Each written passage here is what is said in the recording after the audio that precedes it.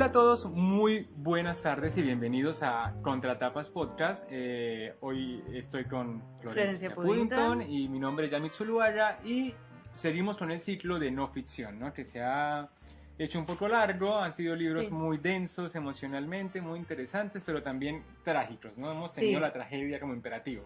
Y yo diría que más que no ficción terminaron siendo crónicas, en realidad, porque los tres libros que abordamos, bueno, lo que vamos a abordar en este ciclo son crónicas, así que medio que al final quedó circunscripto ahí a ese ámbito especial, ¿no? Sí, también es cierto que la crónica es como el género periodístico o de no ficción más cercano a la subjetividad, ¿no? Es como lo que se puede permitir libertades poéticas casi literarias y por eso lo hace más entretenido, porque un libro de no ficción, por ejemplo, puede ser De animales a dioses, de Harari, que es como una recopilación de muchos datos bien contados, pero pierde como ese elemento de la historia que uno lo atrapa emocionalmente. Claro, para mí fundamentalmente está puesto el énfasis en la experiencia por sobre otros elementos literarios como podría ser el estilo, ¿no? O los recursos retóricos, digamos. Hay algo ahí que me parece que es fundamental, que es la primera persona y la experiencia a través de, bueno, la experiencia que se cuenta, ¿no? Sí.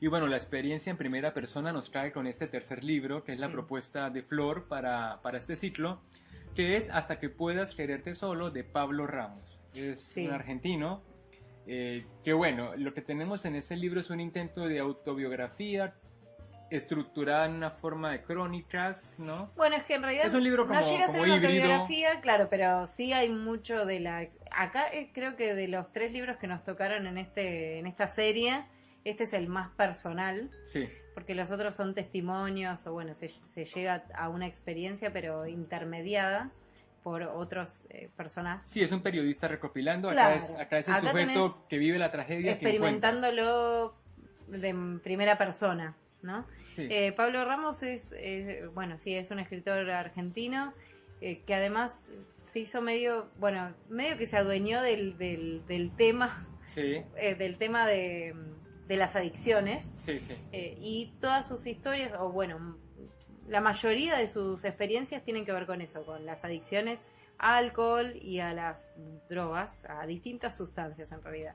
También escribe en Anfibia, ahora, esto en la actualidad, hace pequeñas crónicas que no están directamente relacionadas con las adicciones. Ahí se amplió un poco el espectro. Ha sido premiado, muy premiado. Sí, muy premiado. Bueno, de eso también, algunas de esas cosas se mencionan también en este libro. Sí.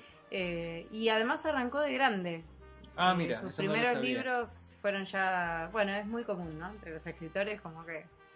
Sí, bueno, es un debate interesante, ¿no? ¿Qué tanto, o sea, cómo se puede comparar a un escritor formado en la escritura, ¿no? Alguien que, por ejemplo, cursa la carrera de letras o hace un posgrado o hace un taller literario en alguna parte con algún escritor importante, versus el talento como en bruto, ¿no? Que es como el tipo que tiene algo que contar y lo cuenta y resulta ser una gran primera obra y un inicio de una carrera literaria. Claro, sí, hay como una cosa del oficio de escritor, que por ahí no tiene tanto que ver con la actividad intelectual de reflexionar sobre la escritura. De hecho, hay mucha gente que dice que cursar letras o hacer esa carrera al revés, te quita como... no sé por qué. El impulso, la inspiración o el estilo. Sí, tal vez tenga que ver con esto de que al pensar tanto en los mecanismos, igual no es del todo cierto, porque hay un montón de profesores en la carrera de letra que son escritores y que hacen ficción, además. No es que son escritores de ensayos, como podría ser. De investigación, que es lo usual. Claro, sí.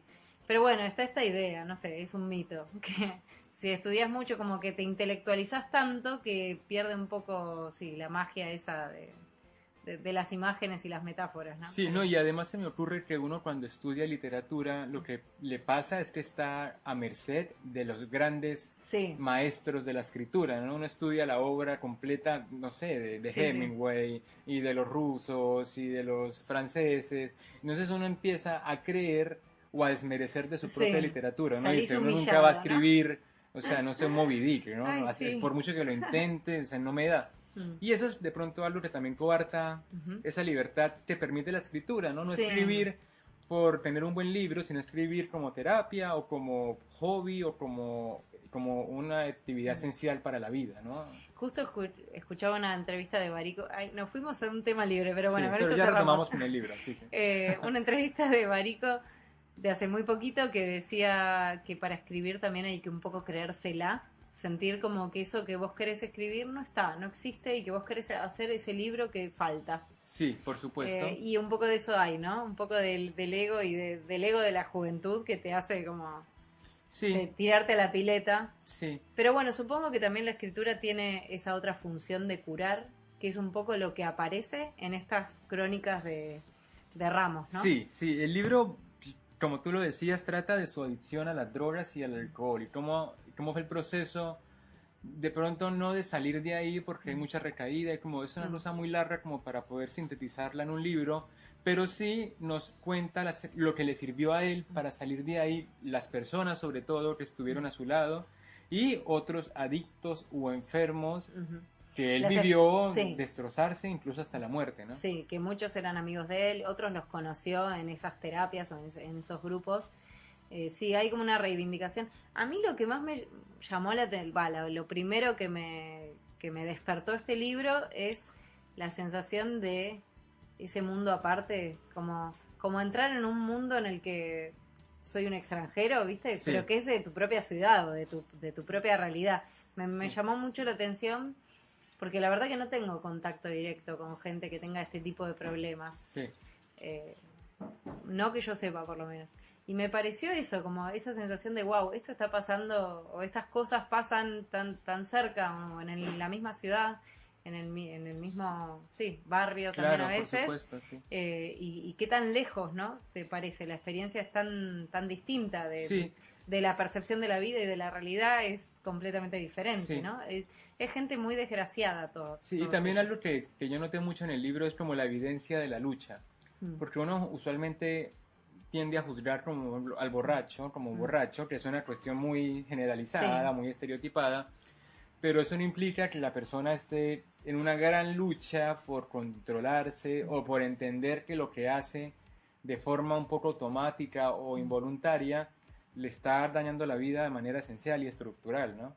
Sí, y además la idea que te queda también, y creo que por eso tampoco la experiencia de recuperarse está del todo plasmada, es que es justamente algo que vas a llevar toda tu vida.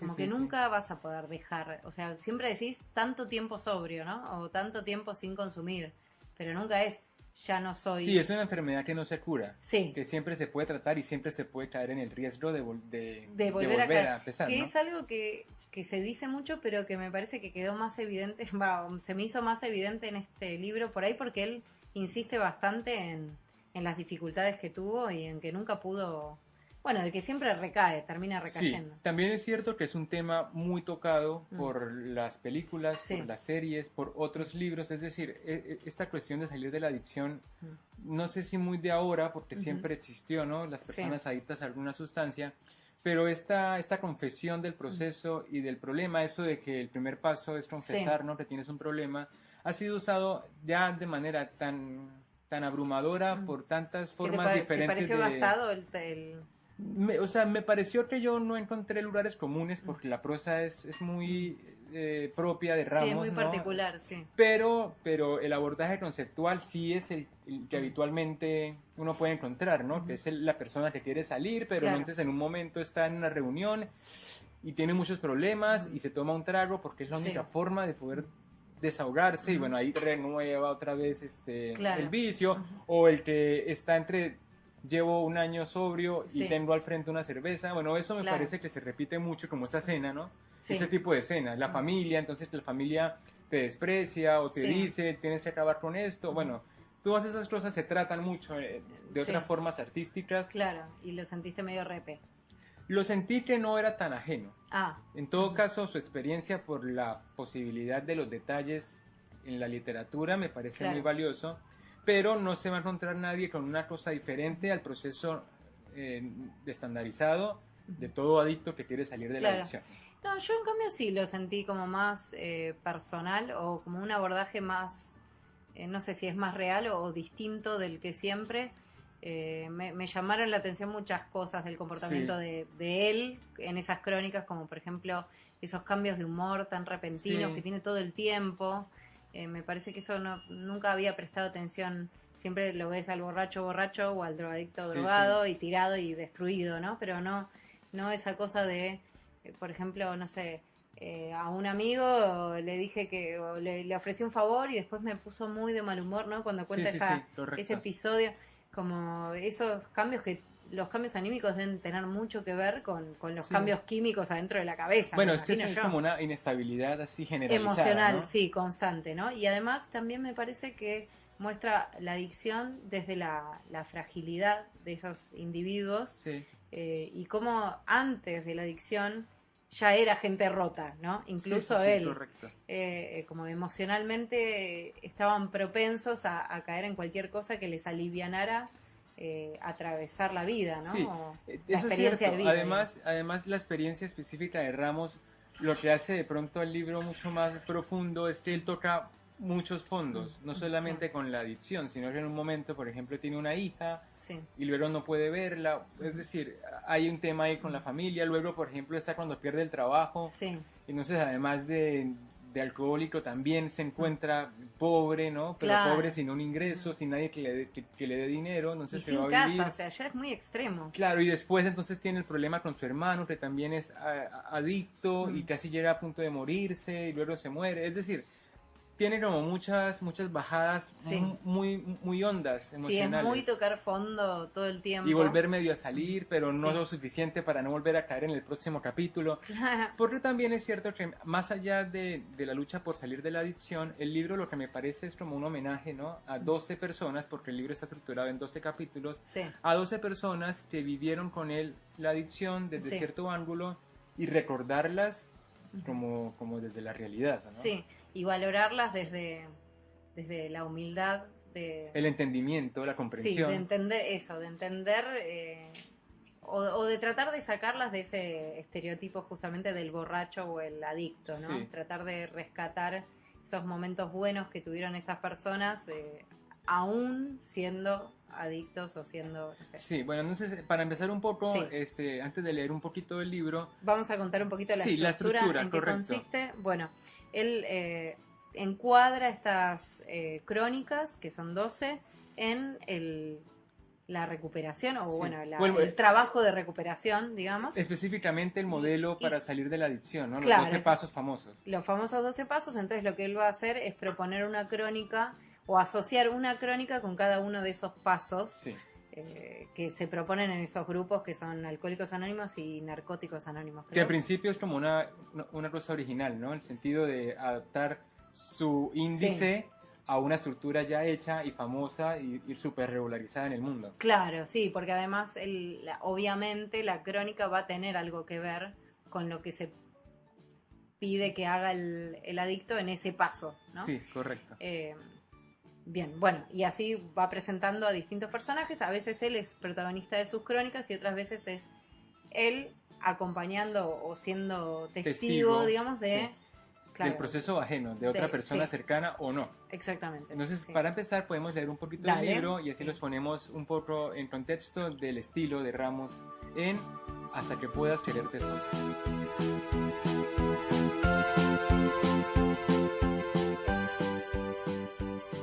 Escribir es, entre otras cosas, civilizar el dolor. Y yo, que alguna vez me sentí un deficiente moral, un ser perverso que sufría y hacía sufrir a los demás, un día escuché con alivio la palabra enfermedad.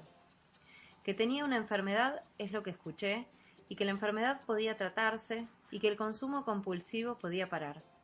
Jamás había pensado hasta ese día que la palabra enfermedad podía hacerme suspirar de alivio.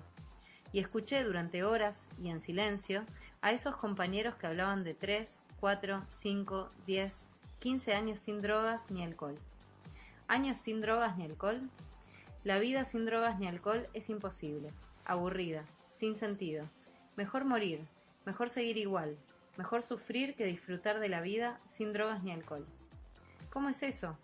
¿Mejor sufrir que disfrutar de la vida sin drogas ni alcohol? Así de grande es el problema. Así de sutil la locura, así de oscura la condición del alma, así de incurable la enfermedad que doblega al adicto. Escribo estas palabras con las manos endurecidas. El cuerpo tiene sed y el alma se siente sola, pero me siento mejor al rememorar las palabras de mi anfitrión, las palabras que me dijo el compañero cincuentón, ese que el azar quiso que yo nunca volviera a ver, ese del cual no recuerdo casi nada, excepto el bronceado y el oro falsos. Pase lo que pase, vos vení, me dijo, que acá te vamos a querer, hasta que puedas quererte solo.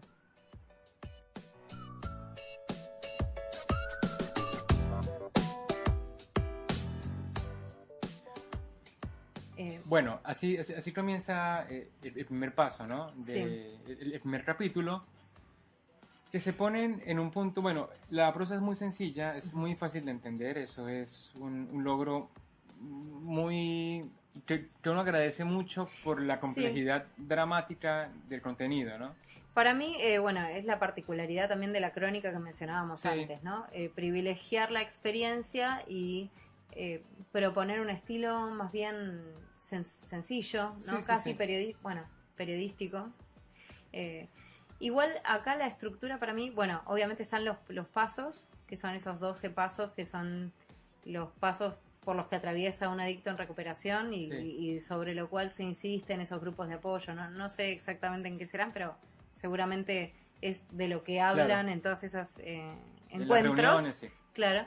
Pero además hay una pequeña introducción para cada uno de los pasos, ¿no? O sea, él se dedica hace una pequeña interpretación del paso que además, la verdad que es muy abstracto. Yo pensé que era como más la verdad que los pasos yo pensé que eran, bueno, hoy pedíle perdón a un amigo, no sé, pensé que era como más... Y está como... ese paso, ¿eh? Sí, está. Pero viste que la redacción es medio como abstracta, medio... Sí, es más sutil, es más una idea general que su caso específico.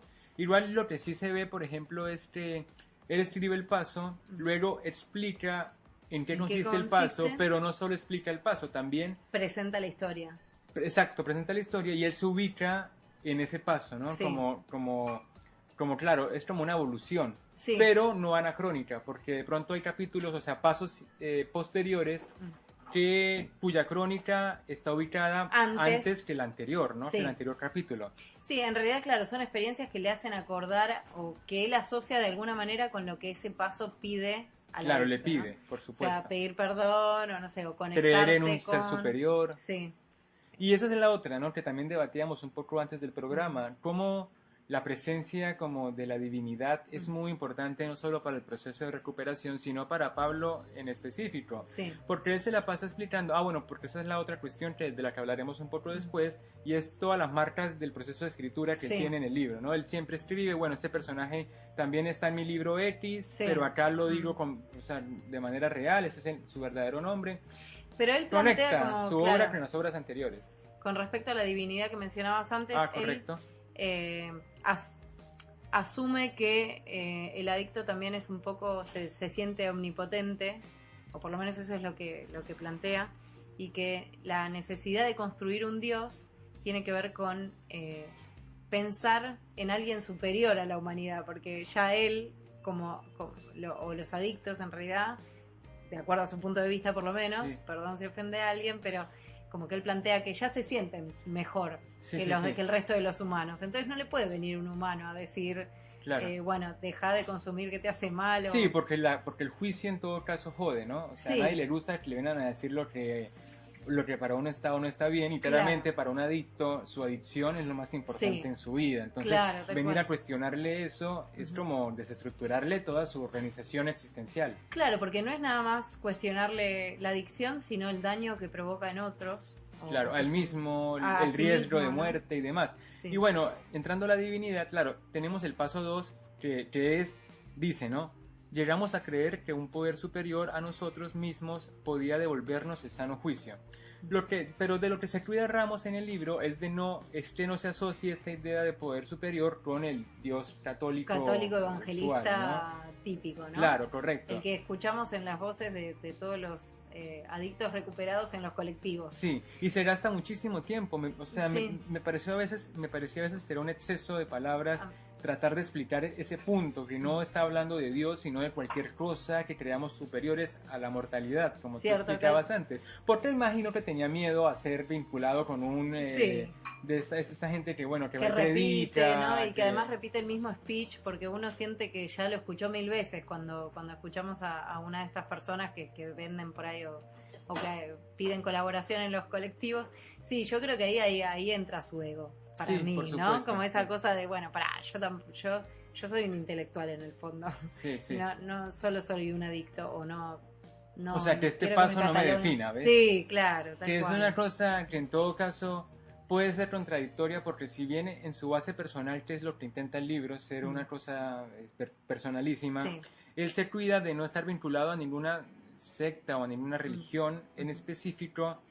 Luego él también es susceptible y él necesita creer y cree en Dios. Entonces él se cuida, o sea, él como que intenta justificar su elección de creer para sanarse, pero no está de acuerdo, o sea, pero su ser escritor o su yo intelectual no está de acuerdo con esa decisión, a pesar de que era ineludible. Claro, hay como un debate interno ahí, pero no es tan... Ese debate está desplegado a lo largo de muchas crónicas, ¿no? Porque hay crónicas en donde es más abierto con respecto a su fe, y hay otras crónicas en donde, bueno, construye una posibilidad de Dios bastante distinta, ¿no? Hay como así, hay un debate interno. Eso es cierto.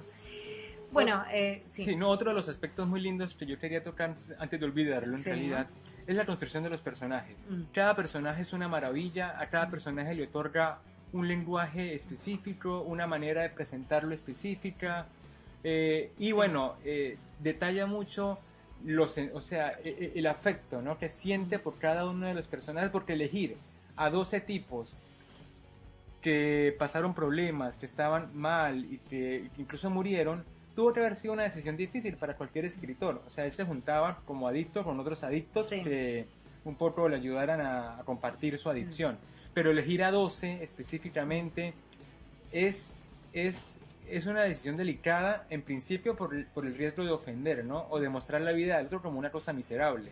Sí, porque además, claro, son personajes reales ahora. Claro, ¿no? Y que ahora todo el está mundo fuera de la ficción. Porque justamente él dice, yo este personaje lo usé a esta persona o a la historia de esta persona lo usé en tal ficción o en tal. Pero ahora está contando la realidad. Y de hecho lo separa bastante. Bueno, la realidad supuestamente.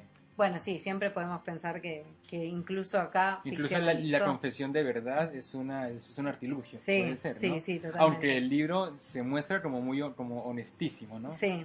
Uh-huh. A mí en relación a los personajes, bueno, no sé, después decime vos cuál te gustó más. Sí. Me gustó mucho el personaje de, creo que se llama Isabel. Sí. Es una alcohólica que él conoce en su juventud. Bueno, este personaje, a mí me gusta cómo la describe a ella. Me parece que me gustaron mucho las descripciones que usa para hablar de estos personajes que eligió. Me parece que hay una delicadeza sobre todo para explicar por qué se transformaron en adictos o por qué son adictos. Sí. Como que aprovecha a estos personajes para reflexionar acerca de eso también. Sí, correcto.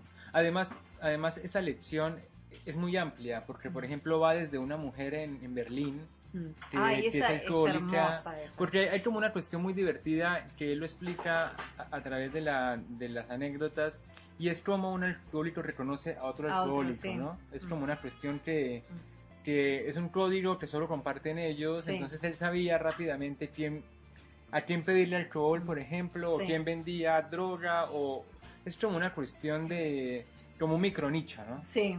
Que entre ellos tienen sus propias redes de comunicación. Bueno, con respecto a esto de las descripciones, que me parece que él es muy detallista o hace mucho esfuerzo por mostrar a la persona en sus comportamientos. Sí, o sea, aparte por ser lo más objetivo posible, porque es por eso, ¿no? Es como no romper esa línea entre ser grosero, entre chusmear la vida de otros, sino que quiere mantenerse en su intención, que es que el personaje le sirva a su crónica. Sí, y por eso te decía que para mí no construye personajes estereotipos. historias de adicción estereotipadas, sino que trata de entender la complejidad detrás de la adicción. O sea, como que no es que un día te pasaste y así empezaste a cada vez... O sea, todo el mundo tiene una historia... Busca el pliegue, como decía Beauvoir, ¿no? Sí, como qué linda. Ese detalle que los demás no conocen, que es único de ese personaje. Y esa vorágine de la vida que lo arrastró, ¿no? Correcto. Como sin querer. Bueno, y con respecto a esto de las descripciones que decíamos, que realmente para mí son como una de las cosas más, uno de esos tesoros dentro de este estilo como bastante llano. Por ejemplo, tengo acá un caso en donde, bueno, hay una descripción que me parece muy, muy linda. Mientras hablaba, tomaba vino, pero no de manera normal. Tomaba tragos de medio vaso y cuando lo vaciaba volvía a servirse en el acto. Pese a todo, decidí jugarme la última carta y le hice a mi mujer la seña que habíamos convenido. Ahí ya se va. De nuevo, ¿no? O sea, no es solamente la adicción, sino de qué manera llevas adelante esa adicción. Como que parece que hubiera adictos que consumen todo de golpe, hay otros que en realidad se toman su tiempo, pero nunca paran de tomar. Después tenés, por ejemplo, el último amigo que menciona en estas crónicas, que es alguien que tomaba poco pero constante. Después cuando describe al padre también dice, en realidad, si tuviera que definirlo, no es que estaba siempre borracho, quebrado, pero nunca, no hay un día de su vida que no haya tomado. Claro, y no se le notaba la borrachera. Claro, y había días que tomaba menos y había días que tomaba más, pero nunca dejó de tomar. O sea, claro, ¿no? por y ahí supuesto. se ve también. Entonces me parece como que busca construir también esa individualidad a partir de estos gestos, ¿no? Estos movimientos. También tiene esa cosa de escritor como consumado, que es tener cada tanto una frase maravillosa, ¿no? Que uno lo deja pensando. Y yo lo que subrayé en el libro, más allá de secciones completas de la trama, me gustaban las frases, entonces voy a leerte algunas. Por ejemplo, esa tuya, la lista al principio. Escribir es, entre otras cosas, civilizar el dolor. Luego escribe sobre la adicción al alcohol, ¿no? Es una enfermedad que lo consume todo, un huracán que nace en la obsesión, se alimenta del egocentrismo y descarga su fuerza en ira compulsiva. Y luego la última, que es la que me parece más bonita, es esto, ¿no? Dice, nuestro temor no es a la oscuridad, sino a la luz, es decir, a que la oscuridad se ilumine. Entonces cada tanto uno encuentra como una cuestión que uno lo mueve, o sea, el manejo del lenguaje y la frase terminada, corta, breve, ¿no? Como un sabio que lanza su filosofía, que uno lo conmueven completamente, y eso me pareció maravilloso porque era una frase muy bien ubicada, que no se repetía una tras otra, que es lo que nos pasaban en otros libros, como El espectáculo del tiempo, sino que están bien puestas. O sea, él entiende lo que quería hacer con el libro y lo logró de manera total, ¿no? Porque me parece que otra de las cosas que pasan en estas crónicas es que él también, a partir de esas experiencias o de repasar o revisar estas experiencias que tuvo, trata también de entender su propia adicción, ¿no? ¿Qué es lo que te motiva? ¿Por qué terminas adicto? ¿Por qué hay gente que es adicta y gente que no? Digamos, me parece que hay un interés también por buscar respuestas. Yo también me marqué algunas que son reflexiones en torno a eso, ¿no? Por ejemplo, cuando dice, ahora me doy cuenta, uno bebe para olvidar cosas malas, es verdad, pero sobre todo bebe porque hubo cosas buenas y no pudo hacer nada para retenerlas, para que siguieran ahí o para que siguieran siendo buenas. Claro, correcto. ¿No? Como y además muy dolorosas, porque siempre está atravesado por la pérdida, ¿no? La pérdida del afecto, sobre todo. Me parece que... De la conexión. Si hay una cosa en común de todos estos personajes es esta soledad.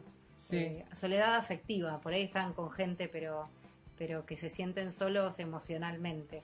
Pero se aíslan también. Es decir, una cosa lleva es como un perro que se muerde la cola, ¿no? Encuentran en la adicción esa excusa para dedicarse a la adicción de tiempo completo, ¿no? Porque se empiezan a reducir todas las demás actividades. Ya el trabajo no importa hasta que lo echan, ya la familia más o menos, hasta que un día llega borracho y ya lo colapsa, echan. O termina de... Y bueno, esa de echada en echada encuentra la soledad física también, acompañada de la afectiva, que es cuando ocurre cuando ocurre lo de la sobredosis, me levanté en un hospital y no sabía dónde estaba, y todas estas cosas que son muy fuertes, que uno conoce, pero al leerlas de alguien a que uno le coge afecto, con los capítulos, a uno también le provocan, ¿no? cierto amargor. Claro. Y bueno, para ir cerrando un poco, porque no es un libro maravilloso, pero es un libro que hay que leer, que es muy difícil explicar y analizar. No, y que es bastante breve igual. Sí. Y el procedimiento está bastante claro, entonces tampoco hay mucho para desentrañar. Sí, te propongo entonces que elijamos una historia que te gustó y otra que me gustó, y así terminamos con... Dale, la última reflexión que yo quería hacer es en torno a la escritura. Sí. Y al espacio que tiene la escritura en el libro, que me parece que es bastante importante, porque también en algunas de las crónicas se va revelando ese interés o ese amor de él por el arte de la escritura, y que en algunos momentos parece como que fuera la verdadera salvación, ¿no? Encontrar ese espacio en el que contar la experiencia, y la experiencia contada y la experiencia escrita como la posibilidad de sobrevida también, ¿no? O de superación.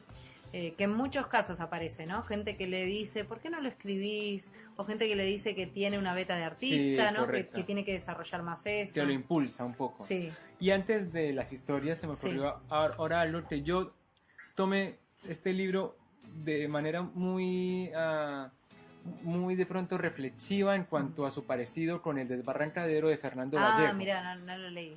Por un aspecto, bueno, primero la portada. En la portada de este libro, en esta edición que leímos, está él con el hermano. Sí. Del que tiene una crónica para el hermano, que también era adicto. Fernando Vallejo, en El desbarrancadero, tiene también una foto de él con el hermano cuando estaban chicos, porque el libro va de que él llega a Medellín, Fernando, a cuidar al hermano que se está muriéndose de SIDA. Está como en la última etapa. Entonces es también esa relación. Y por eso es desbarrancadero, porque es como... El último paso, la caída. Y el siguiente paso es la caída, ¿no? Es la nada. Y lo encontré muy símil, y también en su prosa, en algunos momentos, tenía toques como de estilo en cuanto a ser certero, pero sencillo y demás. Y ahora sí, pasamos a las historias. ¿Cuál te gustó, Flor? ¿Cuál recomiendas que no se pierdan? ¿Qué crónica? Bueno, a mí la que más me gustó es la última crónica, que es La emperatriz de Charlottenburg, se llama. En esa crónica él cuenta que ganó una beca para ir a Berlín, y que en el tiempo que está allá, bueno, ganó la beca con un premio de dinero, y obviamente adivina en qué gastó la mayor parte del dinero. Cuenta que él establece un vínculo con una mujer, con una pareja, ¿no? Tiene una novia ahí, que la novia parece que es una chupasangre total. Sí, tal cual. La piba lo vive, y después encima en un momento dice que trae a la madre. A vivir ahí. Y él se va de su apartamento. Sí, él dice como no aguanto más. Pero bueno, en esta relación enfermiza además, porque los dos toman y los dos se drogan. Él dice que tiene un dealer de Buenos Aires que le manda por carta 10 gramos de cocaína, no sé cada cuánto tiempo, y que eso lo aprovechan. Bueno, es una cosa totalmente destructiva, y además la relación se llevan mal, se tratan mal, se gritan. La mina parece que era una pesada, entonces no se banca a los amigos, está todo el tiempo peleándolo, ¿no? Entonces él encuentra un alivio a esta relación tan enfermiza y tan agobiante en una mujer que está viviendo en la calle, que aparentemente es una borracha, que se sienta en un banco, que además eso, ¿no? La cosa de ocultar, porque la mina es prolija, es una señora grande, pero vestida bastante... Muy bien vestida. Sí, elegante, que dice que de entrada no se dio cuenta de que era borracha, pero que después... Alcohólica en realidad. Pero que después lo descubre, ¿no? Sí. Y que comparte con ella unas cervezas. Sí. Y que además se establece una conversación, un vínculo en realidad, a partir de el consumo de alcohol. Correcto. Entonces, es como tragicómica dentro de las crónicas, porque hay una comunicación posible, y esa comunicación está dada por la bebida, porque en realidad la señora habla alemán y él habla español. Sí. Y es como su forma de comunicarse. Sí, lo gracioso es que cada uno se cuenta la historia completa. Él dice, ella me habló y yo quería meter bocado, le quería decir, no sé alemán, pero no me daba el lugar. Y después le pasa al revés. Él dice, en un momento me abrí, empecé a contarle, le conté de mi hermano, le conté de mi familia, le conté de Buenos Aires, que extrañaba, y en realidad ninguno de los dos se entiende. Se está entendiendo, sí. Pero están conectados por medio del alcohol. Del alcohol. Sí, en mi caso a mí me gustó mucho la historia de cuando él va en una moto y tiene que entregar algo en el banco. El punto se termina sin moto y sin trabajo. Sí. Se va a un prostíbulo de mala muerte y termina inconsciente, y una mina del prostíbulo, la que maneja más o menos el prostíbulo, lo rescata y empiezan a vivir juntos y viven como un año, él arregla la casa porque viven como en el ático del prostíbulo. Sí. Pero la mina es como un exceso, es una hija de una familia nuevo, ¿no? Nice, ¿no? Como de zona norte en Buenos Aires, y tiene una además, hija... la hija de un juez. La hija de un juez, y ella tiene una hija que está custodiada por el juez, por el padre, y en un punto él empieza como a tratar de salir con ella del alcoholismo, y llega incluso a conseguir una cita para ver a su hija, pero termina todo desbarrancándose, sí, como Vallejo, y termina la chica muerta, ¿no? Y él queda como con el recuerdo de la hija. Y es una historia que a mí me tocó muchísimo y de las más sensibles para mí de todo el libro. Sí, la verdad que hay poco espacio para el humor, por eso yo rescaté esta última, porque en general son historias densas, muy tristes, densas. Sí. Pero bueno, que te dan también otro costado de la adicción, así que... Correcto. Bueno, así que para cerrar entonces... Recomendadísimo, hay que leerlo porque uno encuentra una forma de entrar a las personas que tienen este problema desde la compasión y no desde el juicio, para empezar. Tal cual, sí. Sí, me parece una buena forma además de conocer a este autor. También es cierto. Tiene libros de cuentos, tiene novelas varias, tiene crónicas que escribe ahora en la revista Anfibia, hay varias. Pero bueno, me parece que es el más completo. Se reflexiona un poco sobre todo, sobre la escritura, sobre los grandes temas, la vida, la muerte, el sacrificio de vivir. Y bueno, para mí es muy recomendable. Bueno, perfecto. Entonces, muchísimas gracias. Esto fue todo por hoy en el capítulo de Contratapas dedicado a Pablo Ramos con su libro Hasta que puedas quererte solo. Nos vemos en la próxima edición, que ya... sería la última edición de este ciclo de no ficción, y arrancamos con un nuevo ciclo de lecturas. Muchas gracias por acompañarnos y bueno, nos estamos viendo. Feliz semana.